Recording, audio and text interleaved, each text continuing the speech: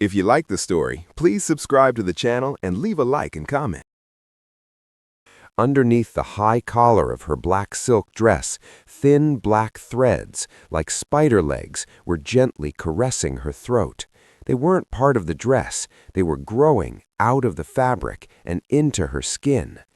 "It's a prana siphon," Elias whispered, his blood turning to ice. "The Tantrik isn't just killing them. He's using the silk to turn the entire American elite into a living battery." The descent into the deep. While the music played above, the real horror was unfolding in the cellar. Lokanath, the Tantrik, sat in a circle of human salt. In front of him was a massive, ancient loom made of blackened bone. This was the loom of the Preta. He was no longer sewing with his hands. He was singing.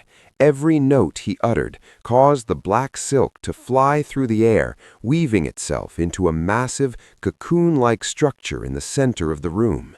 Inside the cocoon, a shape was forming. It wasn't human. It was the Djinn of the smokeless fire, a primordial entity that had been trapped in the dark folds of history. "In the East, we feared the dark, but in the West, you invited it in because you called it fashion. You gave it a throne and called it progress." He reached into a jar and pulled out a handful of shonit, consecrated blood, and threw it into the loom. The machinery of the house, the pipes, the gears, the clocks, all began to scream in unison. The transformation.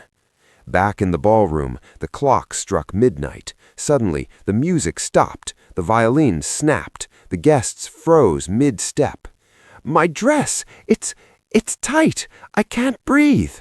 The black silk gowns began to contract. The fabric tightened around their waists and necks with the strength of iron bands. The shimmering threads began to glow with a dark, necrotic light. Then came the sound of tearing, not of fabric,